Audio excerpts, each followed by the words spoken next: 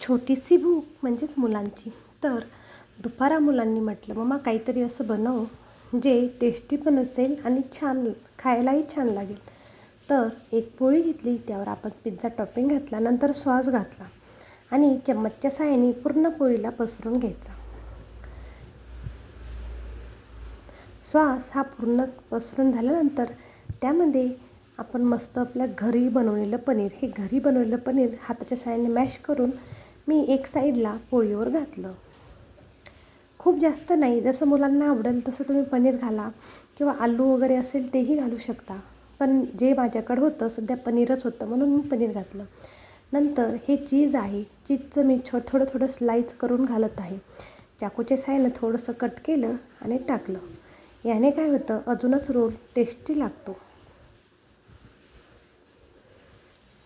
नंतर ते मधात पनीर आणि चीज मधात घेऊन छान मस्त असा रोल करून घेतला आणि पॅनमध्ये थोडंसं तूप घालायचं. मस्त आपल्या घरचंच तूप आहे. तूप घालून पोळीला छान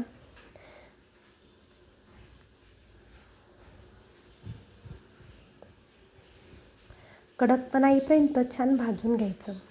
हा रोल तळवला तरी चालतो, पण तळवल्यापेक्षा असा क्रिस्पी भाजला ना खूप छान लागतो आणि हा तुपात भाजल्यामुळे टेस्ट एक नंबर लागते. मार्केटच्या रोलपेक्षा आपला घरी बनवलेला हा सोपा आणि सिंपल रोल मुलांना खूप आवडतो. माझ्या मुलांना तर खूपच आवडले.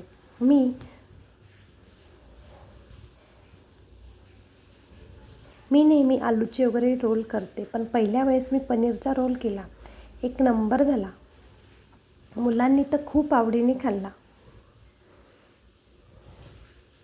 घरचं हेल्दी अँड टेस्टी असं पनीर रोल तयार आहे आणि हा झटपट होतो.